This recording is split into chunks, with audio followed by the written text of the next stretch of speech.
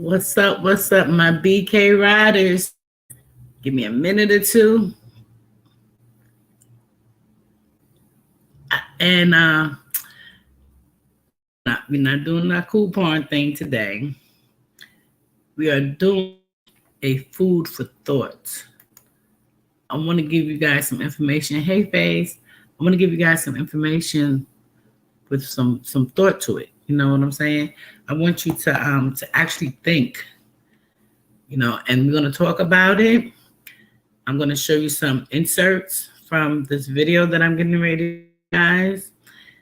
And I want us to really think about how we can improve our own communities and how we can really difference. How we actually make a difference.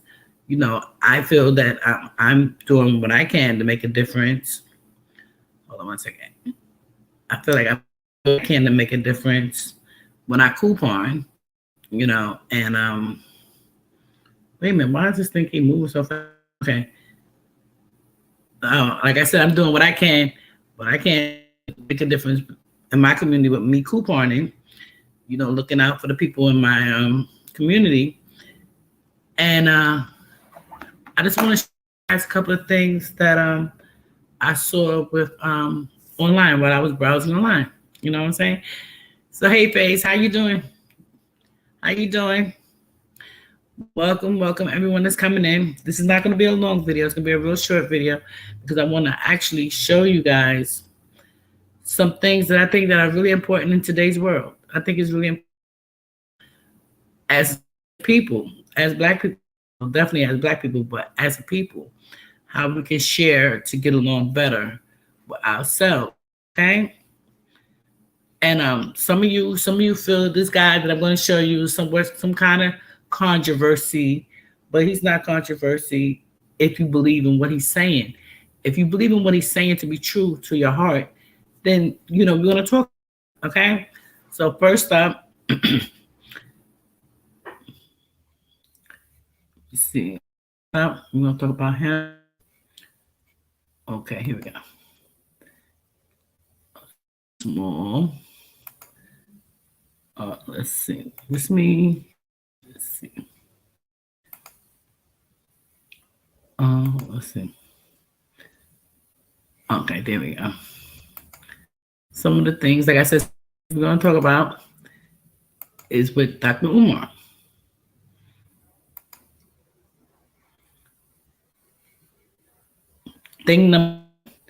First thing we're going to talk about is church. Many of those leaders of church had leadership positions while being subservient in working society. To some degree. No, I agree with you. Early Black Christianity, especially coming here out of Philadelphia, when you look at Absalom Jones, you look at Richard Allen, who protested against white church because they were not allowed to pray in the pulpit with white people. They were relegated to the back. So they walked out. And out of that came the African Methodist Episcopal Church, which is the largest Black independent, and one of the oldest. There's debate there because there's about 3 different churches who claim to be the oldest. Just like we got 3 different HBCUs in Wilberforce, Cheney, and Lincoln who claim to be the oldest. But there's the oldest. Right. So when you look at that, AME coming out of that protest, had I been back then, I may have been in AME. Not for purposes of Jesus, but for purposes that you're fighting against white supremacy. I look at Absalom Jones and him starting, he also became one of the first Black independent church denominations. I actually visited their grave not too long ago. So those Black church leaders, those early Black church leaders, I don't take issue with them. My cousin, Frederick Douglass, was actually an AMEZ pastor for a time as well. So back then, the Black church was the bastion of organization. Everything came to the Black church for job. You fought against the Klan through the church, the insurance, the burial fund, the civil rights. It came through the church. But in the aftermath of Dr. King's murder, 55 years ago, April the 4th, the Black church reinvented itself. And it remade itself away from being an instrument of agitation to an instrument of accommodation. Back then, we fought racism head on through the church using the Bible. I take no issue with that. I'll join a church like that tomorrow. You understand? Now, the reason why I'm feeling so mushy about what I'm saying is so true. So true, because as of coming up, 55 years that we have, first we was slavery for 400 plus years, and we was trying to get our economics and everything together. Then there was the bombing in the Oklahoma City that took out our own Black Wall Street, and then different areas of things, of events that have occurring. Okay, and you won't believe how Black church makes. Already, Christmas this year, it has made $1 billion on Christmas this year. Black people money. Hey, doing $1 million. So back to the church. But in the post-Dr. King era, the church has reinvented itself into accommodationist political active action, where we're not challenging the government to do right by our people. We're trying to build a relationship with racism. How can an institution of God have a relationship with the devil when the devil is not trying to become godly? Right. So where's the protest? I'm seeing dinner and coffee and tea and conversation, but where's that Dr. King energy, that spirit that get up and fight back? That's what's missing. And okay, so now we're getting to the meat of the potatoes of what I want to get into. So with that being said, right, like I can just level set. I consider myself a church, right? Like being a Christian, the church is not necessarily a building. It's the people that make it, right? And into retrospect of him saying that, we know that church is, God is within us. God is within us. Please believe me when I tell you that. God is within us. It doesn't have to be a building. And I always believe that. I was one of those growing up in the church. Yeah, I got in trouble a lot of times because I took my candy money that I supposed to give to the church and I bought candy with it. Yes, I did. Okay.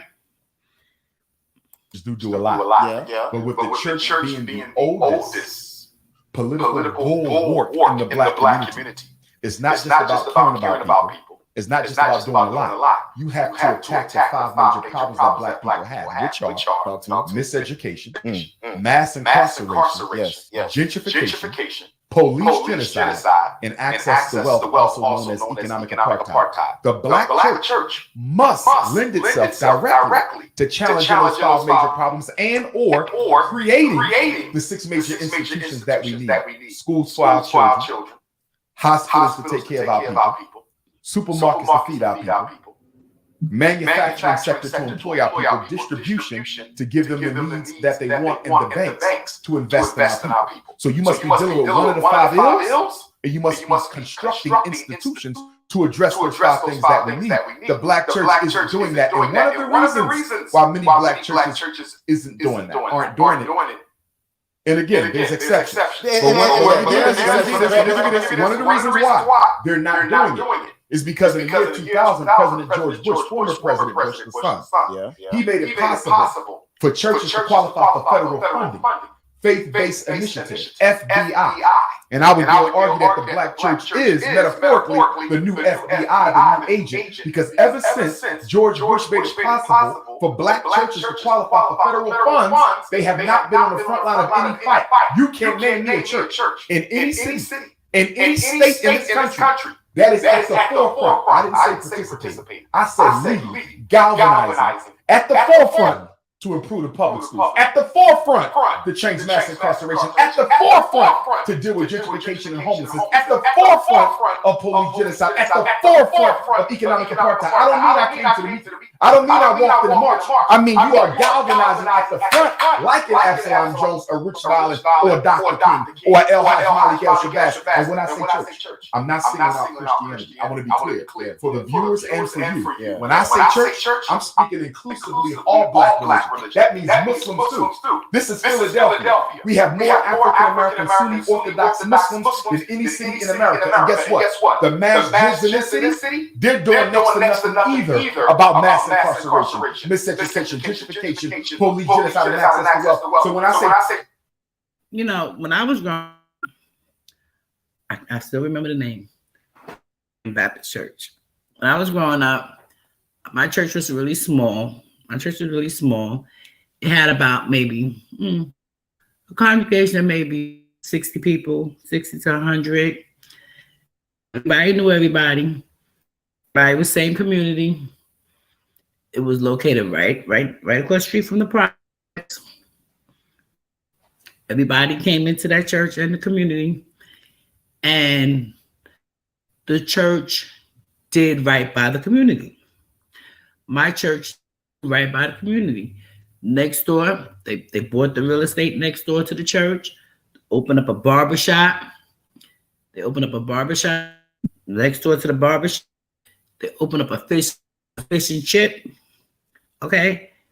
They employed people, they put people to work, and they offered stuff for the community.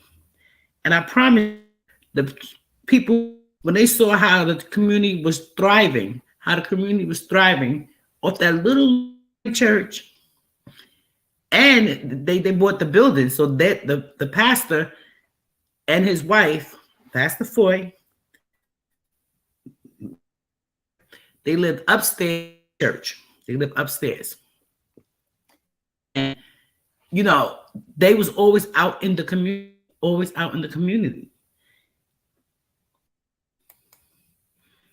I say church, this is not a Christian thing. I'm talking Jehovah's Witnesses. I'm talking even African traditionalists.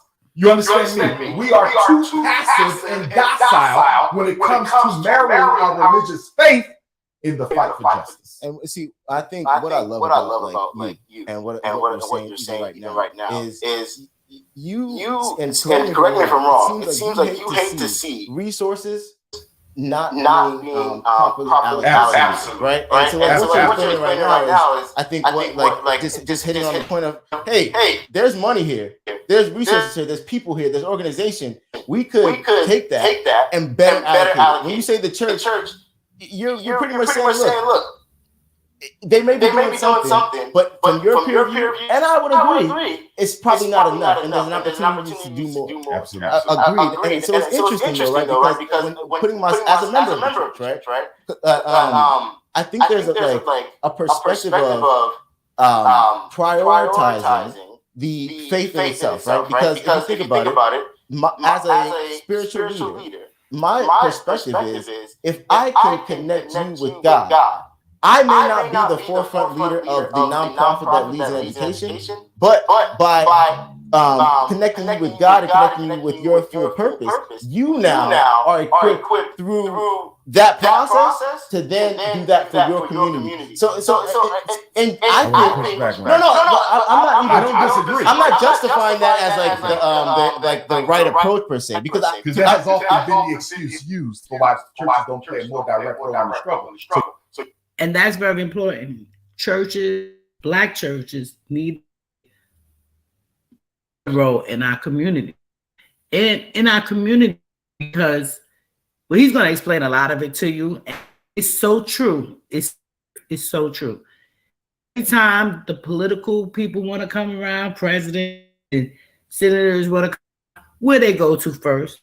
Black church. The Black church. I have to mute something.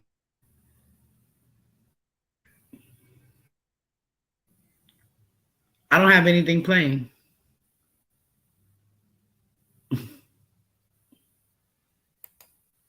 So you take me. I'm a certified school psychologist. Yes. You're having issues with your son. Yes. They want to label him autistic, LD, ADHD, ED, whatever the case may be, right? So I say to you say, Doc, you go with me to the meeting. I say, you know what? I can't go with you to the meeting, but I'm going to equip you with everything that you can that you will need in order to be successful in the meeting. Which I do that because I can't be everywhere at all times. But if you say, hey, we got to protest the government against the way in which black people are being over-identified.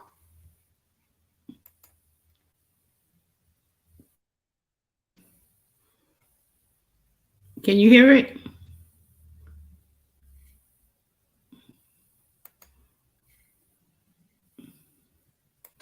I'm not going to fight, but I'm going to equip my flock so that they can take up that fight. That's somewhat cowardly. You should be equipping them and preparing them. That's important. But what is your role in that fight? Every religious personality in history. I don't care if we deal with Moses, Jesus, Abraham. I don't care if we deal with Muhammad. I don't care if we come into contemporary times and deal with Muhammad Gandhi, who was a racist. Now, can you hear them now?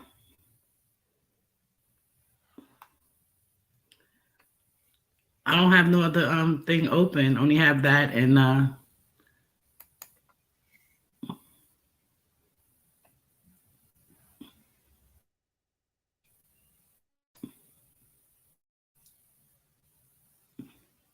okay, let me try something else. Hold on. Hold on, guys. Hold on 1 second. Hold on 1 second.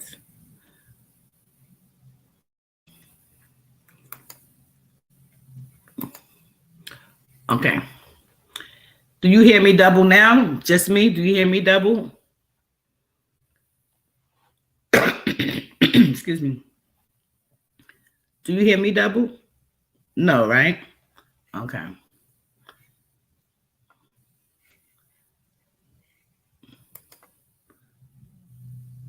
Okay, just me. Okay, here we go.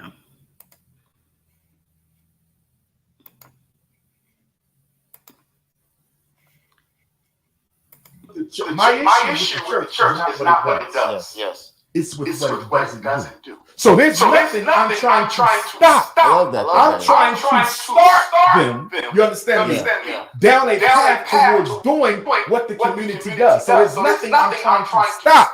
I need them to start picking up the baton that Dr. King left. You understand? 55 years, you haven't had a church leader yet step up like Dr. King has done. Man, and your mind you, we give the black church more money consecutively and consistently than any other institution in America, including the Korean hair industry, including the Foot Locker and the you follow me, including the liquor store. Even with all the money we give to non-African people, the black church still gets the bulk of our disposable income. I read somewhere it's about $8 million nationally every Sunday.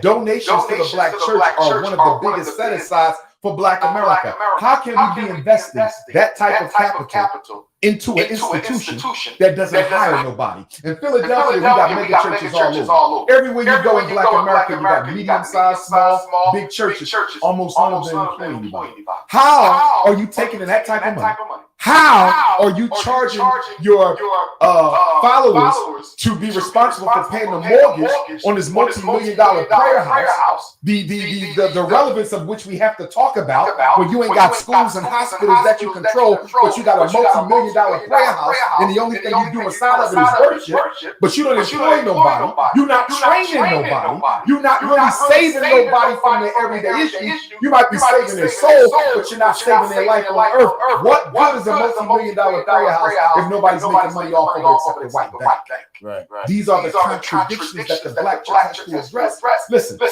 I want to join the church because I think it's important that people see that I'm not anti-religion, although I say it all the time. I want to join the mass church. I want to be a member of every black religion we got, as long as there's not a white Jesus hanging up. You know what I'm saying? But they got to be socially conscious and politically active. If there was a church in Philly right now that did the work of a Richard Allen and an Absalom Jones, I'll be there now. If there was a masjid that did the work of a Malcolm X, I'd be there right now. You understand me? I don't have a problem with none of the religion. I have a problem with the contradiction and the hypocrisy. How do you juxtapose all this money and all these followers and so little measurable progress for your race? Man, and to be honest, like being a part of the church, it's interesting because what I think if you took, like, let's say we had like 10 pastors or 10 church leaders from this area, I think they'd all agree with it, right? I think they all agree that, hey, there's a need to do these things. But of course, tradition is something that's hard to break out of. And granted, if you think about the tradition of the black church, it's actually the slave master would have also said tradition is the hard thing to break out of, and so the slaves just forget about the tradition per se. I guess what I'm saying is I know for a fact that what you're speaking on, the issues. Okay, guys, they said I was having some difficulties, so we're going to look at this.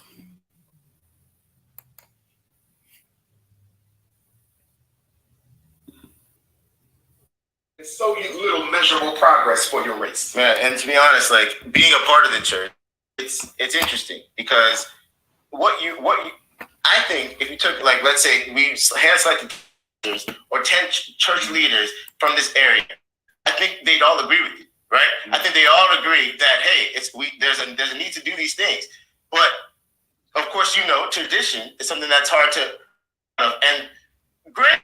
If you think about the tradition of the black church, is actually be careful with that argument, because the slave master would have also said tradition is a hard thing to break out of, and so the slaves just need to forget about the tradition per se. I guess what I'm saying is I know for a fact that what you're speaking on, the issues that you're speaking on resolving, are issues that the church wants to and to resolve. Are you sure they're working to resolve? Well, and that's the thing. So it comes back to what's prioritized, right? And I think of the equipping of spiritual teachings and things like that are what's. But let's say today you become the leader of a church, and how would you allocate those funds? Because honestly, if you suggest great things, I don't see why organizations. You see what I'm going. I don't see why organizations wouldn't follow through with them. The problem with so many black churches is that they have already aligned themselves with a European-controlled income stream that doesn't have the black community as its priority.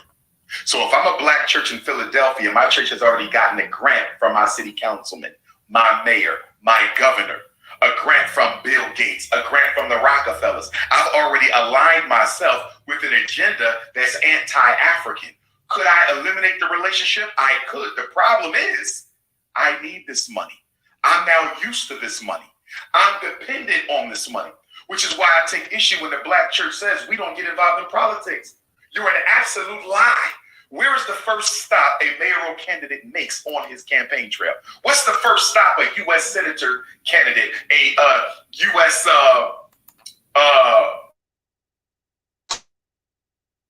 State senator, a alderwoman, an alderman, a council person, the first place they go to get votes is where? The black church. So if you're not into politics, why is your pulpit safe for every lying candidate in your city to come up there and bomb back agenda that they know they're never going to carry out? If you are not, stop endorsing political candidates. Stop giving them your microphone on Sunday, because they're not delivering anything to black people after they win.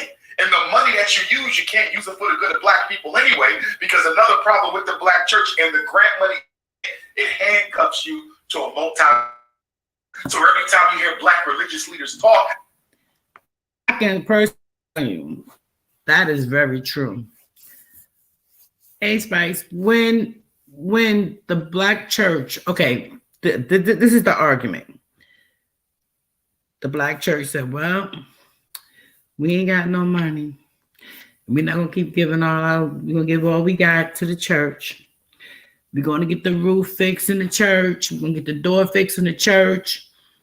You know, back in the day, everybody, hey, Tommy, everybody said, what we need to put back fixed on the church. So now we fixing stuff on the church, but it's not enough money. So now the politicians, they know the revenue already. So they step in and they give you grants and they give you funds. And it seems, this is my words, it seems to us that we sold out the Black community to become voters for the politicians. And the pastor, minister, whoever, he's getting paid now from the government for our vote as the community. It's really deep, y'all. It's really deep. They're always talking about everybody. We're multicultural, all poor people, all non-whites. We're for everybody. We don't see color. That's a problem. Why? Because for all the holiness that Black religion preaches, they're not holy at all. I don't mean H-O-L-Y. I mean W-H-O-L-E, whole. Because in order for the church to be whole, to be able to talk about economic problems at the church. I have to be able to talk about issues of violence and crime at the church. I have to be able to talk about political problems and medical problems and educational problems. But in the Black church, so often you're told outright, and I've been in these meetings, we can't discuss that here. Why not? Are you not concerned with the Black community? Why can't we talk about police brutality? Why can't we talk about the economic exploitation by Koreans and Arabs and everybody else? Why can't we talk about the political neglect of officials? This is a place of God. We pray. We don't get involved in that. And that's why we're finishing what? Everybody's house of worship? Oh, it's truly not H-O-L-Y, but W-H-O-L-E. So what do you guys think about the churches? You know, it's not just one particular religion here. What do you think about this?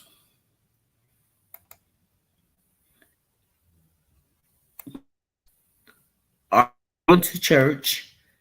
The church is supposed to, I don't know. I mean, like, I get so confused when it comes down to the church because I know where God is, and God is in my heart.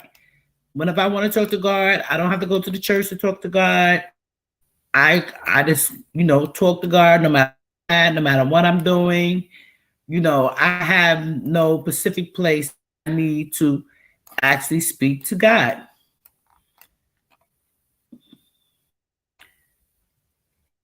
Oh, this thing is just too much. I'm trying to drop the link and I can't figure out. Okay. But I don't know how to go and to speak to God. Like, is it a crime? Like, is it a crime? You go to church, you spend money, and you're spending your money in the church for to read a couple of out of the Bible. Read a couple of inserts out of the Bible. So obviously you go to church because you can't read. I digress. L-Y. Because after they pray to their God, the European Jews, they talk about how to get that money, how to look out for themselves. When the Arabs out there worshiping Allah, they can talk about how to get some more money in the Black community. When the East Indians and are done praying, they can stay in their house of worship and talk about their political agenda, their economic agenda, their social agenda. Black people can't do that. We're the only people in America that have to go one place to pray and somewhere else to solve our problems. Well, okay, and I hear that. But I do also know that there is some churches that talking about some. We don't systematize it, brother. Yeah. I know some. Yeah. Some. Yeah. And I guess when are we going to systematize it? Because the exception doesn't the rule. No, right. And I didn't want to necessarily highlight the some of the few of the churches that are doing a good job. What I really wanted to say is, for those churches that aren't necessarily relying on, let's say, funding to, which I actually wasn't even aware of. To be honest, I didn't know that happened. But like, for let's say a church that's like straight on like and donations, right? And it's a Black church. How should that church structure itself so that it could better serve the community? 3 things every church should have. Okay. A bank. If not a bank, right, start a credit union. You can start a credit. Okay, so now we talk about what the church does. And that's important because when I was growing up, there was a Black banks, few Black banks that I know of. The Carver Black Bank, another one, because my mom used to bank there. My mom did bank at Black banks, bank. If it's a black-owned bank, it's even better, okay? Because what he's going to tell you now is what these banks are doing today, all around the world. They're doing today. Okay, listen. $250,000. Provide the capital so black people grow their own businesses. As you know, we're living at a time where we are witnessing the genocide and extinction of the 9-to-5, 40-hour job. There's going to be no jobs in America. We're going to have to go into business for ourselves. The black bank needs to be empowering black people to start their own business. If you are not talking about economic empowerment, don't talk to me about God. Because the crime in our community, the devil's work, is being carried out by unemployed black men. The devil's work is being carried out by unemployed black women. The devil's work is being carried out by unemployed black youth. So if you care about limiting the spread of evil, you have to economically empower people. Because the popular belief, money is not the root of all evil. Not having no damn money is the root of all evil. When you walk out of here today, you're not scared of millionaires. You're worried about little Mike, Nike, and Tay-Tay who ain't got no way to eat. They're going to have to ski mask and pull a gun out on you because the black church is. I am a fan of the ski mask. But another ski mask that he talks about, I'm definitely a fan of that. So, this is what we're doing. Let me see if I can pin this. Pin? No. Let me see. Start. Yeah, okay. To give them an opportunity to earn a decent, livable wage. Where's the economic empowerment? That's one. Number two, school. Every black church should have a school, and that school should be non-denominational. Here's another issue I have with black religion. And again, when I say church, I'm talking Muslims too. When they do happen to open up a learning center, because we have very few real schools around religion in the country, which is unacceptable, because most educators are aligned with the religion. Okay, there's very few non-religious educators. So where the schools at, right?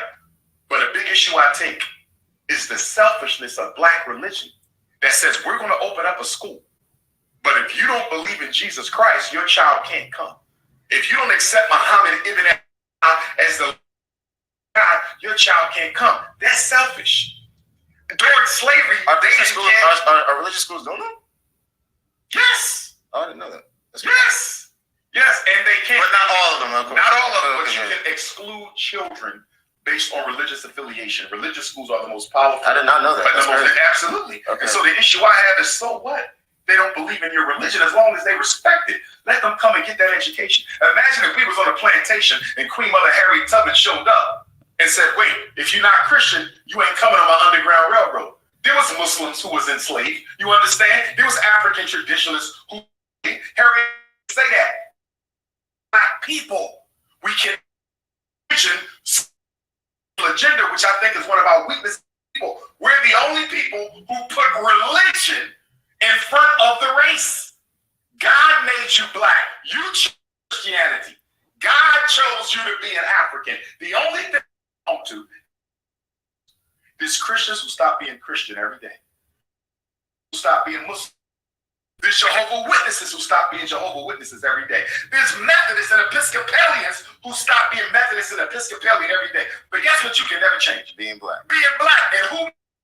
God. So what is more divine? The religion or the race? It's the race. I'm older than Muhammad. I'm older than Abraham. I'm older than Noah. When I existed, they wasn't even born. I'm older than person you can name in either one of them books. So why would you dare limit me to that? I respect them all. But don't you think that my spirituality begins with that? My people were worshiping God before Jesus' grandmother was born. How dare you limit me to a religion? I respect your right to do that. The point that I'm getting at, why are religions dictatorial with how people establish their relationship with consciousness? Understand me? Get the right to build their relationship with God. And my issue with religion is sometimes it can become so constraining that it suffocates the spiritual life out of the person seeking. Man, so the issue ain't religion. Yeah, but have some flexibility in there, because every religious denomination was born of a what? A protest of the pre-existing standard way of worshiping God. Every denomination grew out of a what? protest of the previous denomination. So if we know religion has this history of evolving because people said, this ain't the only way to do it. This ain't the only way to do it. This ain't the only way to do it. Why don't we allow a little bit of room up there? And if nothing else, allow a safe space for race and culture within the religion.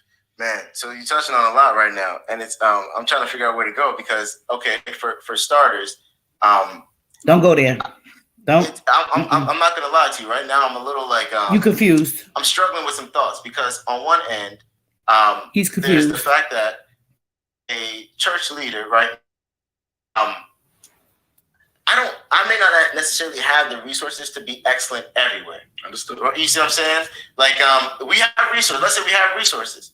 I can't be at an A+ in every department. Education, finance. I'm an entrepreneur as well. I understand that to be excellent for some degree of focus, right? So then, let's say if I'm a church leader and I can empower my members to then be excellent in those areas, and there's that side of it, right? And then there is the blatant there's more. But I think even as a church, I'm not gonna lie, I'm still a little confused because is it realistic to expect a church to open a bank, to start a bank, to be excellent in the education system, and with political issues as well? I don't know if it's doable. You know, and let me right of the economic. Okay, before he starts with that, the points he's about to bring up are so important for our community. When I say for our community, I mean all community, because the other community is going to give you 5. That's your, but for us to come together. These five choices that he's telling you, they tell you about, are the most important thing. Okay. Philadelphia in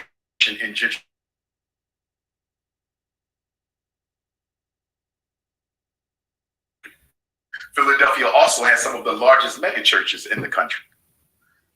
The mega churches. Guess who's the white banks of Philadelphia? Guess who's giving racist developers the loan money they need to come into a North Philadelphia, a South Philadelphia, and transform an urban ghetto into a white paradise for millionaires? Guess who they're getting the money from? The same white bank that these mega churches are holding their money in. What is the point you're making? The point that I'm making, this is how hypocritical the black church is. The money that these white banks are loaning to these white developers to transform slums into private gated communities is being paid for by the black church.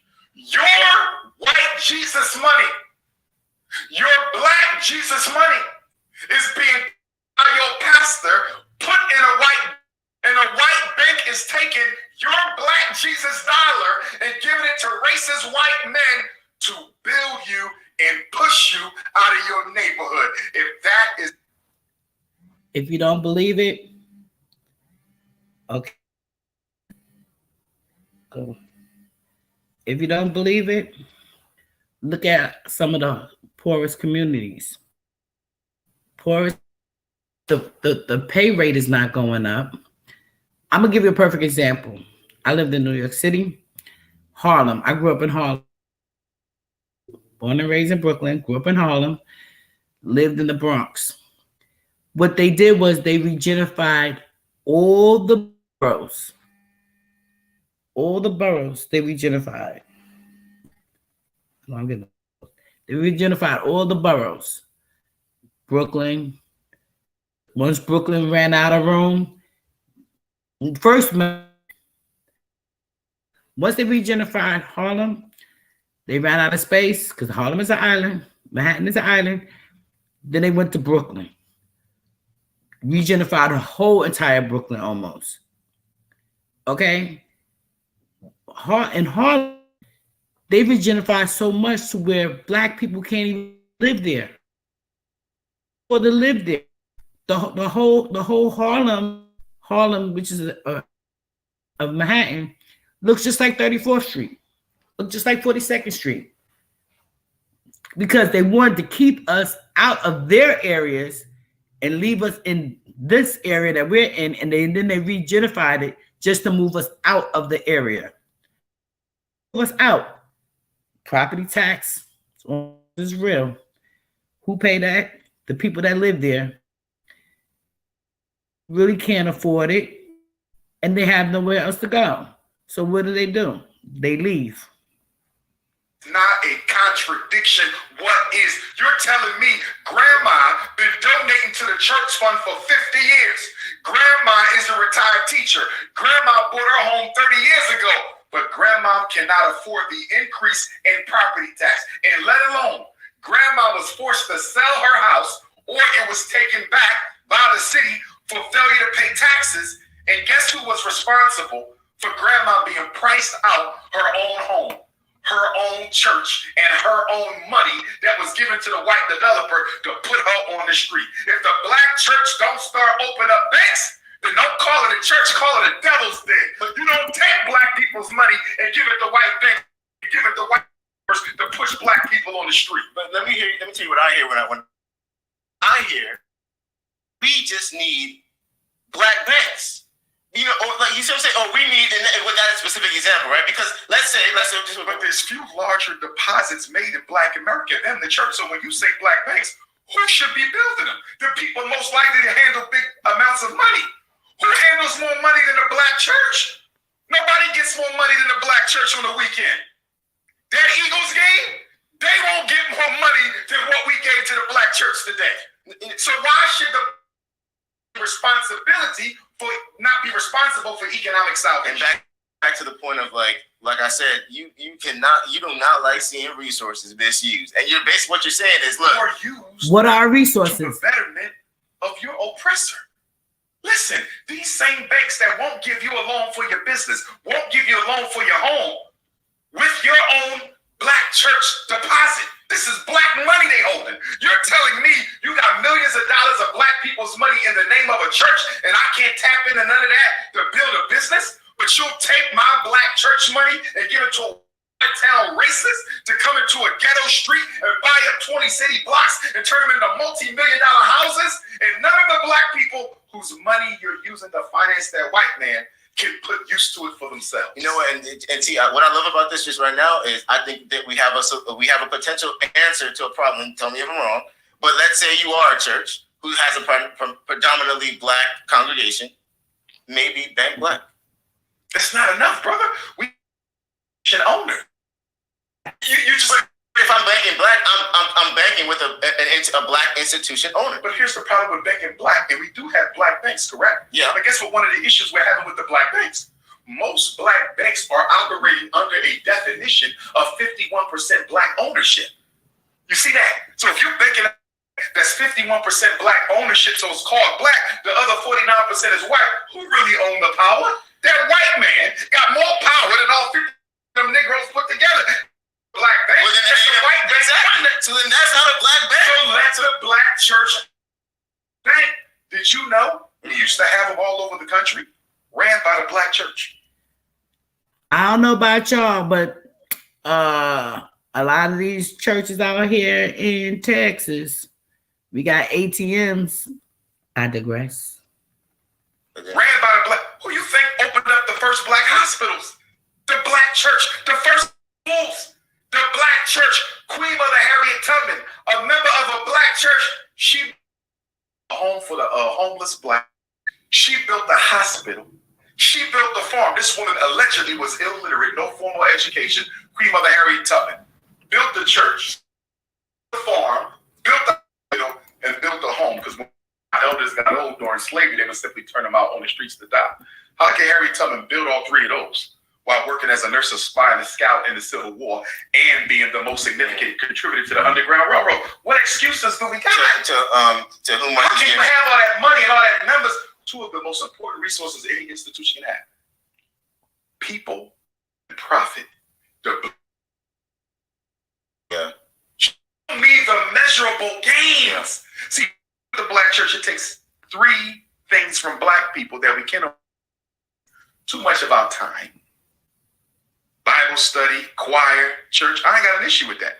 If you were reciprocating, you take our time, you damn sure take our money, and then you take our hope and our energy. And then with all this money and people power, you got the audacity to tell us that we can't do nothing about our situation. It's in God's hands. Well, if it's in God's hands, stop collecting money then. If you can't affect Black America, don't take another donation. Make up your mind. You're either going to weaponize that money to save us, because the white man is damn sure using those bank deposits, those black church bank deposits. They damn sure weaponizing our own money against us in the gentrification war. You know what? Honestly, I think what you, I hear you, and I think like if what good is fighting for the right for a black man to have a burger at the lunch counter if he can't even afford it? Half the black men in America are unemployed. Why, brother? They can't find work. Guys, you need to hear this. Hello, ma'am, you still there? Yes, sir. Yeah, so actually just that's mainly a lot of the stuff that we're dealing with, you guys. We're really dealing with a lot of these things. And the black church, we want our church to be able to support our community as much as possible, to support our community as much as possible, to support us as the community, you know? So we're going to find out what are the things So we you need. mean to tell me you got churches with millions of dollars, and collectively there's no city whose church deposits don't numer in the tens of millions? No city, right? How can you not be putting black men to work? The unemployment and underemployment of black men is one of the leading contributors to the destruction of the black family. You want to save the black family? Get these men jobs. Why do you think so few black men go to church? I just saw an article the other day. Black men are leaving church. Yeah. Black men are, you know why? Opportunity in here for me. Give me a job. I'll come to church every day. But don't expect me to come here and pray and act like everything is, and I got to go home and ski mask up to feed my babies because the black church is no longer a place of economic empowerment. Wow. You know what? Honestly, like I do hear you though. I think it comes down to whom much is given, much is required. Bingo. You know what I mean? And at the end of the day, I think many churches may justify the use of funds running like the current system that's in place. But what you're doing is Question. Do with the collections. They have to pay the bills, and the bills as in the rent, as that's the space. They have to keep the lights on, the electricity. It's the same thing as a house. You have all these additional bills. You have to pay insurance. If all this money that we have to give into the church just to keep the lights on, the leftover money that can be used towards the community is going to the bank. Why is going to the bank? Because we owe them money. No money left over to do nothing except pay bills for that church. See? Get you a smaller church. Yeah. Sell it the hell off. Because so many of these mega churches are located in the middle of black slums. So you sucking all the money out of the community just so you can brag about your multi-million-dollar prayer house. Yeah, no, and honestly, there is like I think there's some big takeaways here. I think one, if you're a leader with power to decide on how these resources are distributed, you should be aware of the fact that you have a heavy responsibility of understanding where and how those funds should be allocated. To your point, if we are like using people's time, taking people's hope, we're not taking it. You see what I'm saying? And their resources. That comes with responsibility and efficacy is what you're speaking on. Yes, sir. Being effective with like what you're doing, consistently challenging the practices. Maybe what worked in Martin Luther King's time is not relevant to today. Maybe they were doing it better back then, but it's always worth kind of rethinking things like that, taking that perspective. And if you are a Christian who's a member of a church, you should be aware of these things and try to find the organizations that are doing a good job with connecting with with allocating their resources, because I do know many, and I think that's part of the reason why when you say certain things, I'm like, oh, I didn't even realize that was happening, because I'm plugged into the organizations that are trying their best to best allocate things, but I know that it is happening. You know what I mean? And so I definitely hear what you're saying. I know some churches, but what we can't do, is use the churches that are doing the right thing as a distraction away from the need for radical transformation by the doing the wrong. I'm a school psychologist, school district. When I talk about failing schools, when I talk about white racist teachers, when I talk about the over-identification of black kids as reading and math disabled and intellectually disabled, and the over-medicalization of our children, you know the first thing the superintendent is going to do, a regional superintendent is going to do? They're going to talk about the high-achieving schools. They're going to distract from this serious conversation and start talking about, what about the fact that we got Girls High in Central, in Bodine, and these are some of the best high schools in America. That might be good, but most of our children are not ever going to go to Girls High, Central, and Bodine. So what are you going to do about the rest of these schools? So although it's okay to make sure we keep the conversation, churches use it as a distraction away from the need for transformation. The church, Dr. King's true measure of a man, stands at the times of convenience,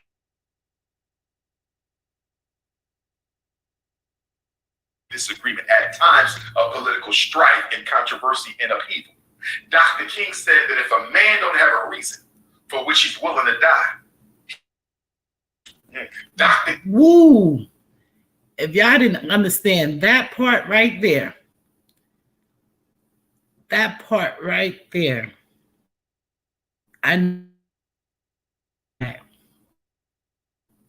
have will put life on the line for children, their family, not this going on out here in these streets, but what is something on? Not for something, because something is just materialistic. Think about, let somebody say something funny, crazy to your mama. Let somebody say something crazy, funny to your kid. We as parents, our natural instincts is to protect our children. So protecting our children for them to be better human beings.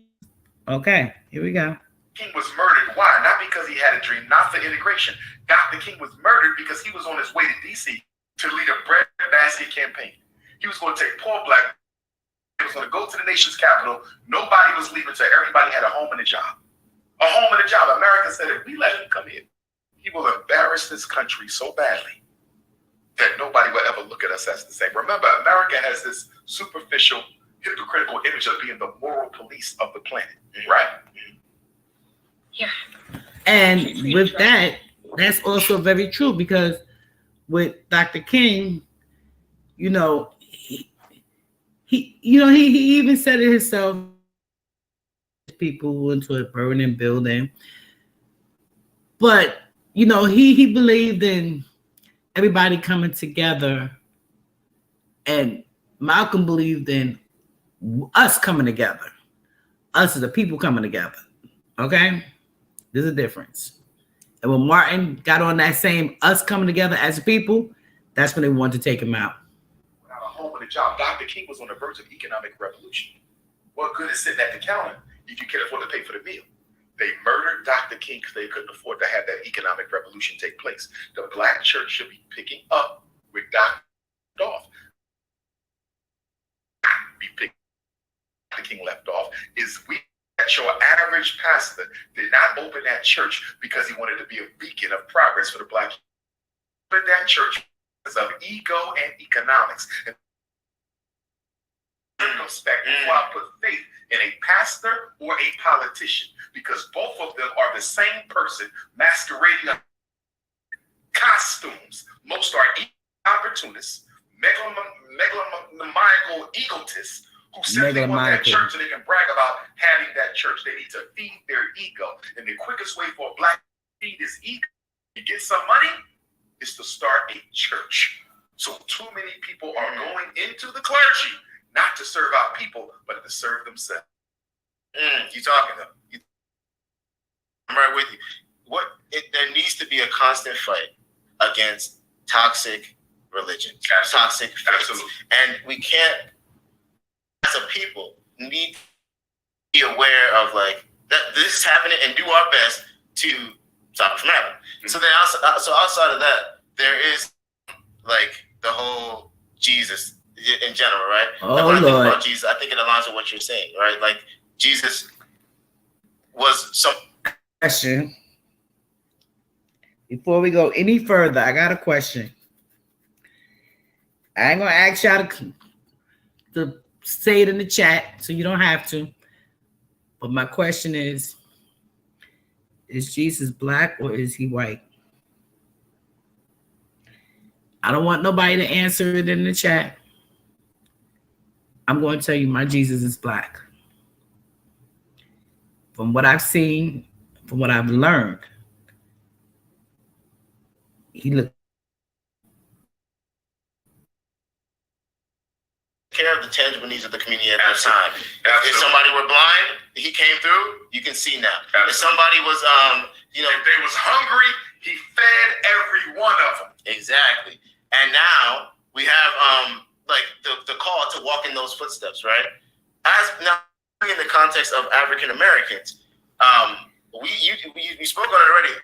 We see pictures of artists depicting Jesus as like a white guy. My personal perspective is I don't necessarily care what he looks like. You must care if you care about. See, that is the problem with our people. This guy, he's gonna say about his background from different countries or different, ethnic groups or whatever. But how could you not say Jesus look like you if you are a black man? How could you not? How could you? Don't tell me I'm wrong. We go by the color of your skin. But then Jesus could be any color. He could be any color. But my Jesus is black. Hands down. Call yourself. Because if we care about Jesus. Which way you want this? No. Well, so okay, I do think the art matters, right? Because the truth matters. Well, Truth matters. Will we ever get down to it though? Because absolutely. We know what Jesus looked like. Every statue, every coin, every painting of Jesus the Christ was blue, black, purple until the rise of race. Europeans started going around the world systematically stealing all of the original statues and images of Christ and replacing them with Caucasians. Leonardo da Vinci painted the Last Supper in 1482. Was that a coincidence? Because Columbus set sail when? In 1492. And what was the greatest weapon used in order to enslave African people? It was the white Jesus. The white Jesus was Columbus' greatest weapon, and it's still the greatest weapon. I knew a brother. I met him in Florida. I was speaking at the Marcus Garvey Technical School of Jamaica's fundraiser. He said, Dr. Umar, we got a white church. We have a black church with a white Jesus in Jamaica. This is one of the blackest islands. This is the land of the Honorable Marcus Garvey, greatest Pan-Africanist of all time. He said he went out and got a black Jesus painted, much better than the cracker Christ. His pastor told him, we will never take this down. This is how Jesus looked. Blue, black, purple people content on having Leonardo da Vinci's uncle masquerading as their savior. If your deity looks like, if you are content to let your not to mention the portrait he made a portrait of his cousin and people that was convicted, people from jail, these, all kinds of stuff. I mean, you talk about what kind of stuff they did, but they all had jail on their resume. If you look like the enemy, you deserve to be a slave. You deserve to be a slave. Look, Jesus was from the tribe of Judah. Right. Judah was the bluest, blackest of the 12.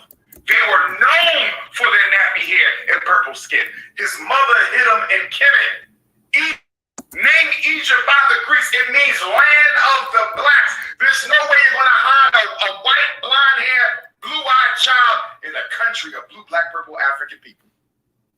Let's keep on going. The title Christ, which comes from an African word, karas, which speaks to the spirit that rises within. In ancient Africa, would have been given Christ if your skin was not of the sun. In those days, I would be too light to be a savior, because back then, divinity was black. Asaru, one of the manifestations of God consciousness, was called Lord of the perfect black. Blackness was divinity. That's why every religious teacher was black and nappy. Nobody looked like white hair and blue eyes. That's a recent of the. Why are black churches so content with having a false image of Jesus that they know is in there instead of a depiction? And by the way, the oldest original painting of Christ right now, I believe it's in the museum in Egypt. It's the oldest one. I see it. What? Everybody was drawn from life. Everybody was blue, black, purple, including Jesus. Undeniably black. Undeniably black, blue, black, purple. And when you go to the Falashas, the original Hebrews of Ethiopia, they still look the same way. Blue, black, purple with the nappy hair. Some of them was taken to Israel and they're fighting against crimes. So should I? The racist white European Jewish Israeli government. So we know it's why is it okay?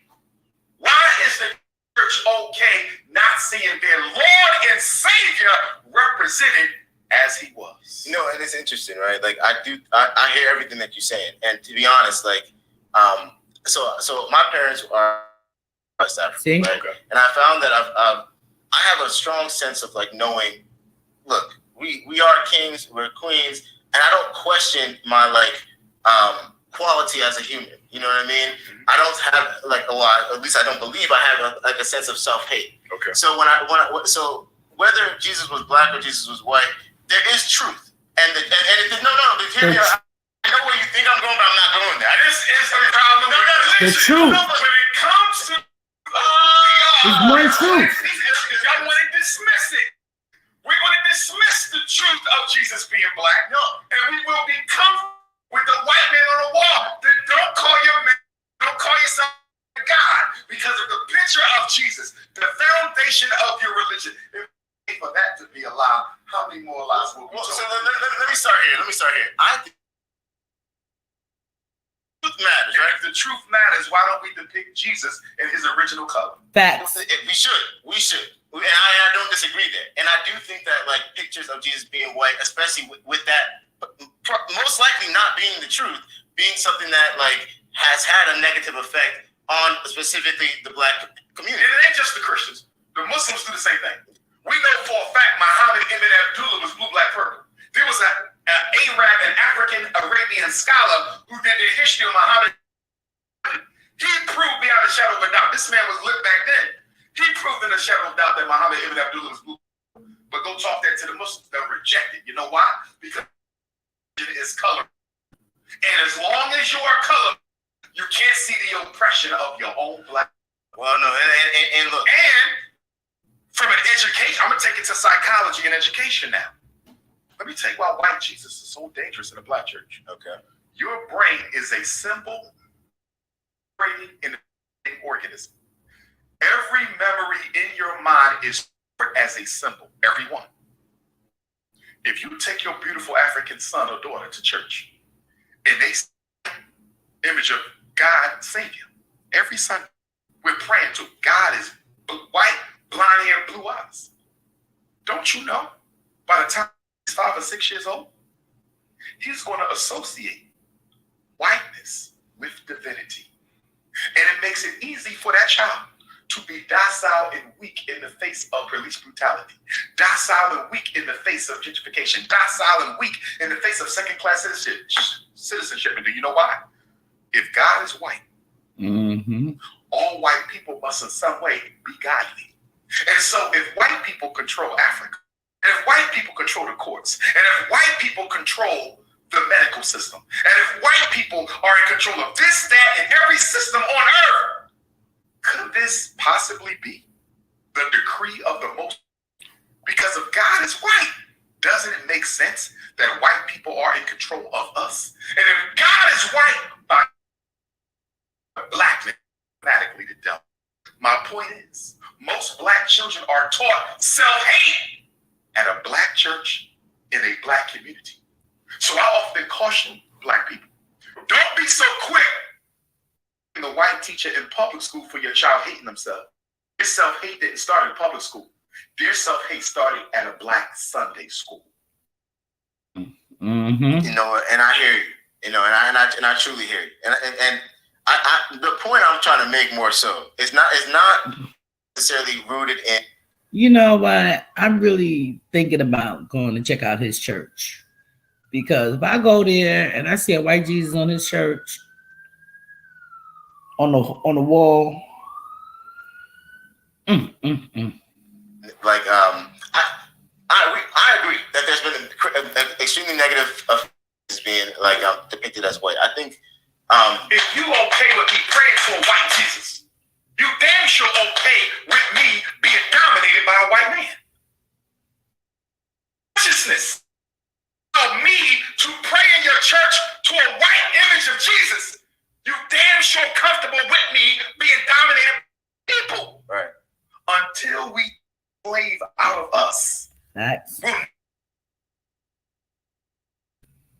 the problem with black religion is you're dealing with issues of the soul. And if an institution responsible for dealing with issues of the soul is content with that soul being entrapped and encapsulated inside a concept of white divinity, then that black church just became an agent of the devil. Right. And just to be clear, I don't think Jesus was white. It's not a no, Right, know it. not think it, know it. Look at the pictures of them. But when look at the paintings, look at even in the Bible it says what? I just want y'all to know that I'm going to show y'all my picture that I have of Jesus in the Last Supper at the end. He had feet like burnt brass and hair like lamb's wool. The only person on earth with hair like this is Christ. Christ was an African.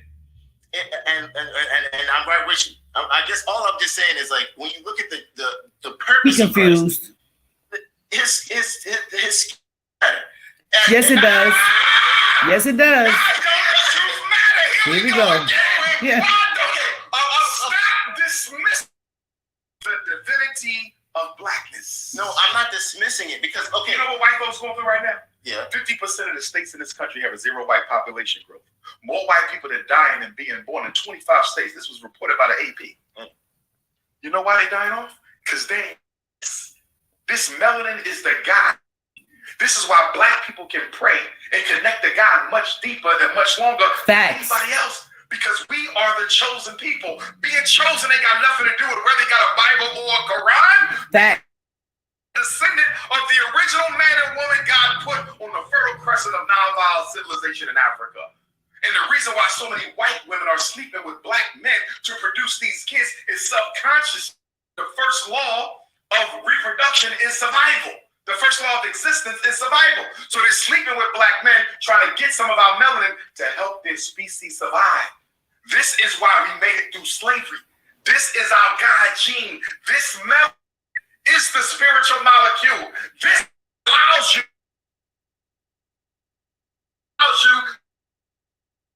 Don't dismiss this. This is not color. This is power. Facts. I just feel stuck. Like facts.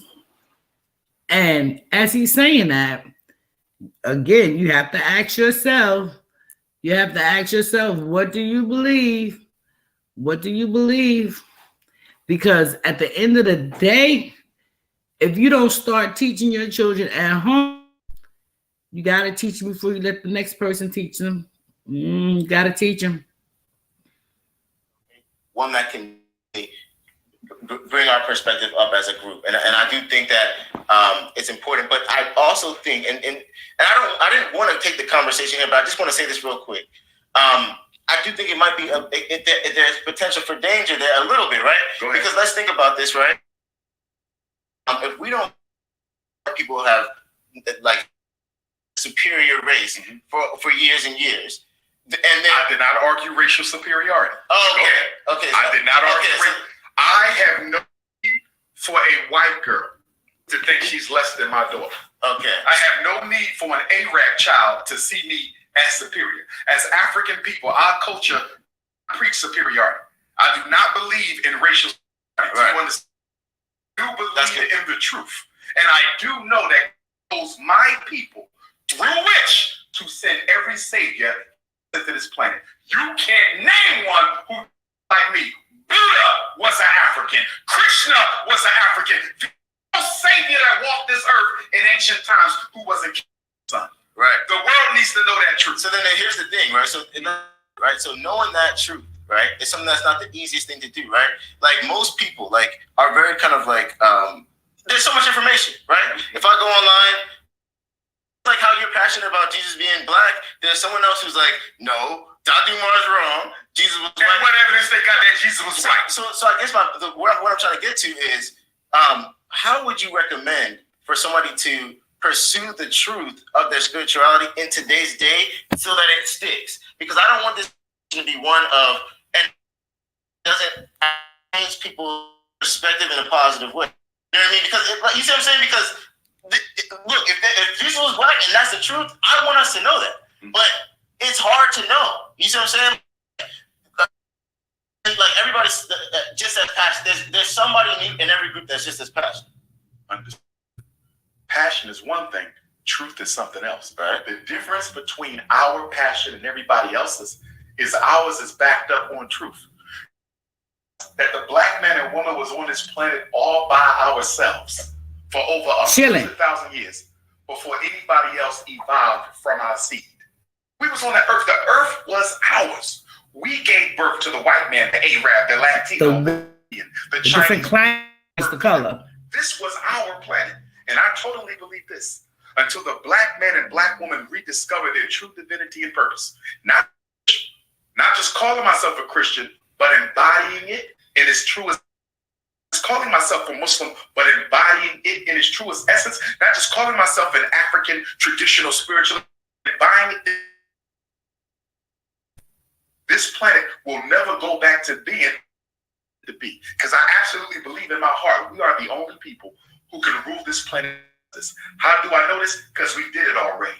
When ancient Kemet ruled this earth, when the Nile Valley cultures of East Africa ruled this earth, we did it with justice. The Greeks and the Romans came to Africa begging to learn, begging to study, begging to sit at the feet of our kings and queens and scholars and priests. You understand? We ran the world with justice. White man can't run the world with justice. He runs it with brutality. The Chinese ain't gonna be able to run the world with justice. He's gonna run the world with brutality. The Arab can't run the world with justice. He's gonna run the world with brutality. The only people who can rule this planet in righteousness is the black man and black woman. The point that I'm making, if the black church is too insecure, too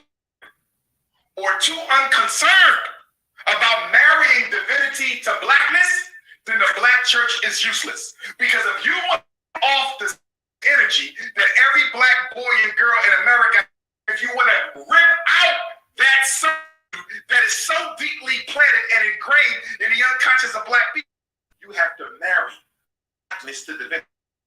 Teach those boys you are God, not the supreme, but a man. You got to tell those black girls you are God, not the supreme essence, the manifestation of it. Why do you think we wear so much fake hair? Why do you think we spend more money on hair and beauty than all other people put together? Sure do. The first woman ever created on earth is imitating the youngest woman ever created on earth. And you're spending $30 billion on catching cancer and fibroid tumor. You know why? Because the black church separated this from divinity. Blackness is divinity. And until the black church marries back to the, we'll never go back to being the gods and goddesses we were intended to be. Man, Facts. Color matters in the church That's some facts right there, y'all. Color matters. It matters. And until you take this and put it back in that book will be worthless because every black boy and girl needs their melanin activated by the religious institutions. Let them know this is not just a color. This is royalty. Claim it. It doesn't mean you got to think you're better than nobody. Yeah, and that's but step into your truth. But let me also say, we can't be so careful about what the white man feels, or so careful, the Arab, careful about what the European Jew thinks, that we don't give our children a true history of black divinity because we're so concerned of how it's going to affect everybody else. Since has anybody been concerned about how what they do affects us? So then how did you get to this point, right? Of like being able to stand on these statements, knowing that it's true? Because I'm telling you right now, a majority of the people I know, resonate with this message, want to believe the truth of it, but it's hard to know what the fact and what the fiction of it is. Mm-hmm. You see what I'm saying? How did you Fact get to the point or of being fiction? able to confidently say Jesus was black? You and your congregation need to take a trip to the Vatican in Rome, the so-called Holy City. Let them take you in that basement and let them stole from ancient Egypt at the time of go look and see what's in the basement of the Vatican. I have a picture at home, an actual photo, and many people have seen it. It's all over the internet, of Pope John Paul II, who's now deceased, I believe, in the basement of the Vatican, praying in the front of a statue of a Black Peter. There's other pictures of popes praying at the statue of a Black Mary and Jesus. They know we got it. Why would a white pope, most powerful white religious leader in the world, have everybody praying to a white Jesus? But when he's by himself, he goes downstairs, kneels and bows and prays in front of a statue of a Black Mary and a Black Jesus. Why? Why didn't they destroy them statues? Why is it that and see a Black Madonna and child? You can go to Rome and see a Black Madonna and child. You can go to Russia and see a Black Madonna and child. How is it you got all these white churches with Black Madonnas and childs that the Pope bows down and prays in front of? Why he telling you Jesus was black? Why he telling you Jesus was white skinned? They know who we are. The problem is they separated our blackness from our divinity. We the ones. In ancient Egypt, the big nose was beautiful, big lips was beautiful, black skin was a blessing. Now look how they 360 did. A little black girl look. Y'all see how all these quote unquote white women are trying to get the bigger butt, the bigger breasts, the big nose. I don't know what kind of nose they want, but whatever they doing to it, it ain't working. Why do you think all these people want to be like us? Black people. Come on, y'all got to start researching yourself. Researching. She blue, black, purple. She thinks she ugly. She don't know she's looking at God. Why? Because the black church won't tell her that. Why? Because they need that money from the white man. Right. The hand is the hand that rules. So tangible, things. Black church need to build black schools and marry our color to our religious consciousness. They are not separate. Yeah, and even in the Bible, God forbade the Hebrews to mix with any other group. You understand? The royal family doesn't mix their blood. What did the racist? She sure did. Before she died, she sure did. What did she tell her son, married to Meghan Markle? Son can never ever claim the throne. Yeah. He gets none of the privileges of royalty. Are you aware of this? No, actually. Oh yes, yes. Meghan Markle, you know who she is. She married the prince, right? Yeah. The queen said. She's not 100%. His grandmother said he can never lay claim to this. You know why? Oh yeah, I actually did hear about the royalty. Why? She killed her own daughter. Queen Elizabeth was murdered because she was pregnant with an Arab's baby. Royalty don't mix. And the reason I'm against interracial marriage is not because I think the white woman is less than. I don't hate. My ministry ain't hate. My ministry is love. But we royalty. You don't go take the God seed. Take your God two of our oppressors group. You don't take out. The black man holds the God seed, and the black woman produces the womb of life. Please believe me. God seed and give it to a woman of race. We are divine.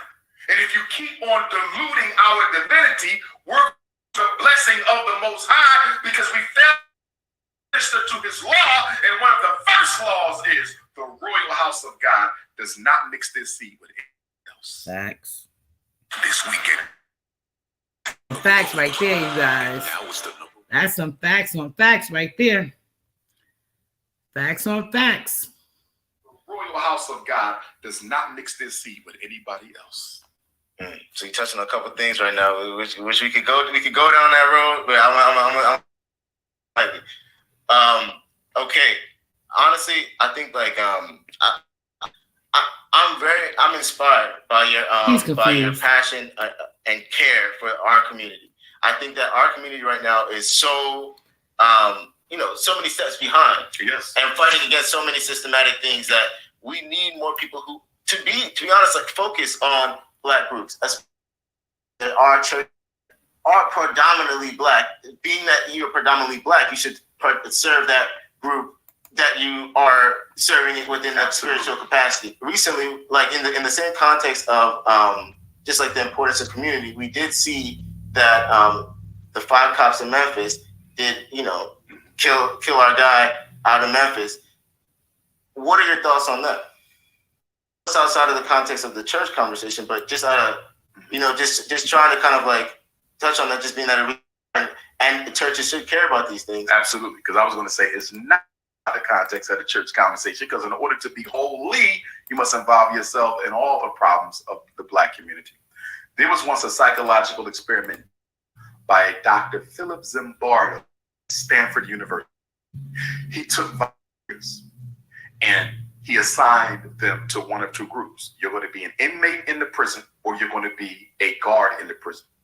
Very popular experiment. You need to look it up. He had to stop the experiment that he's talking about. I seen the movie, and I tell you, you got to check that movie out. I don't believe what he's saying. You got to check it out. You got to. Experiment. After only a couple of days. You know why? Us people as inmates, they took on the personality of prisoners.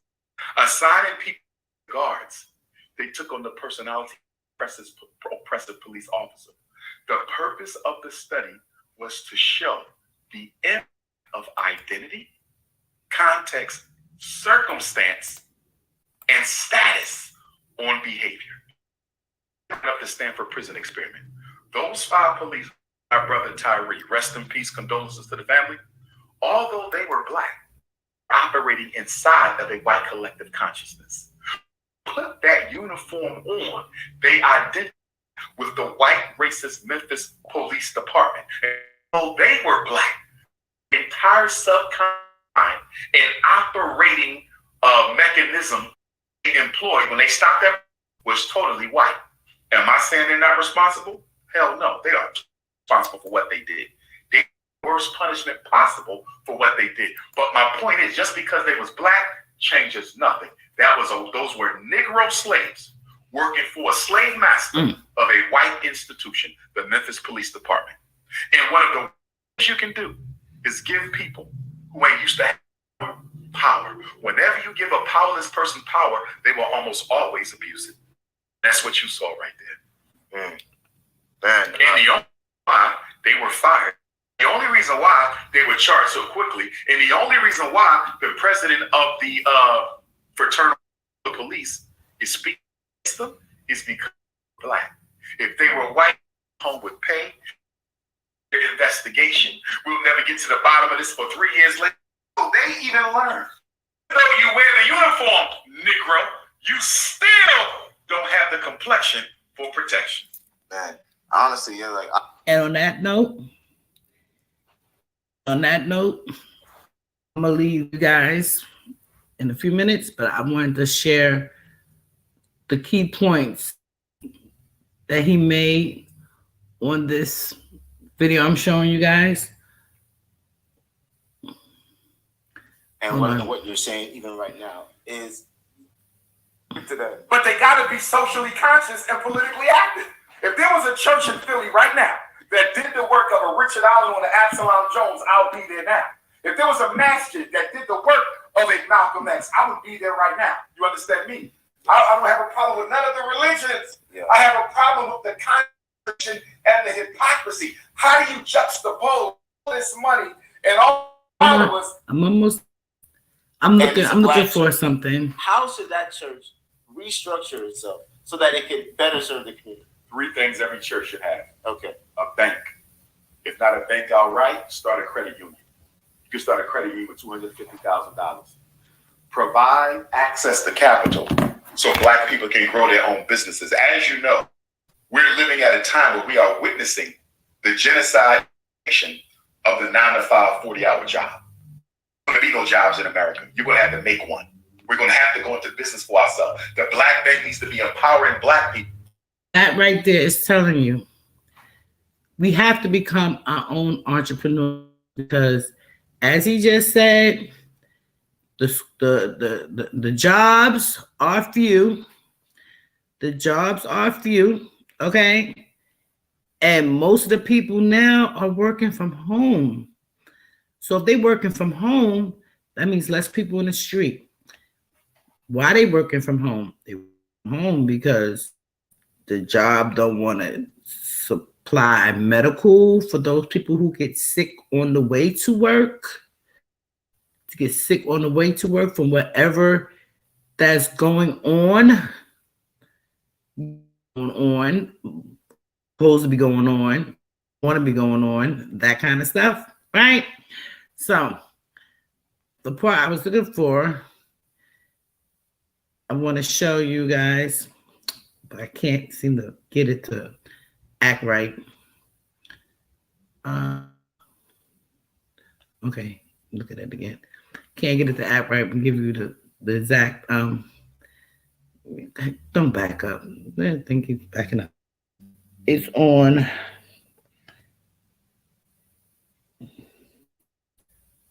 let me see, 141, hold on.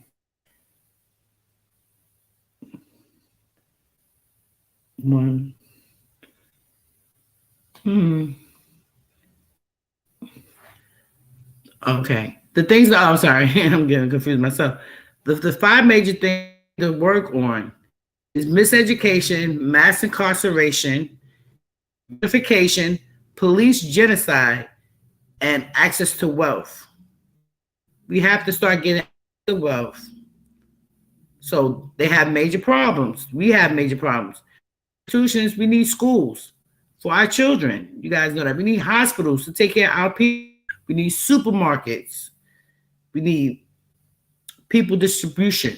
Now they making distribution of everything that we need, and we have to about it because there's so much miseducation and mass incarceration. So all our Black men locked for a $5. It wasn't even a $5 bag. I think it was like a $2. How much it was? $2 bag of smoke. $2 bag of smoke. And now that smoke is legal in most of the states, they need to let the men out. But how much productivity can they give to our community now? 50, 60, 70 years old. Why is they still in jail? Why you got grandpa still locked up? Why grandma still in there? Why Uncle Otis still in there? Why they still locked up? But yeah, we quick to go run and vote. But yeah, you got those characters they got out here, the Kodak Black pardon from the president. Why do they keep taking people as a joke? It is real.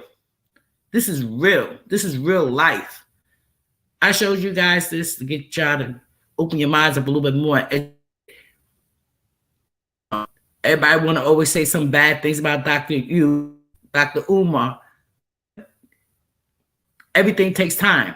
If you really thought $1 million would be for a school, $2 million would be enough for a school, $3 million would be enough for a school, why are we not invested in our children's education? Why not invest in your children's education? And I'm a firm and a doer.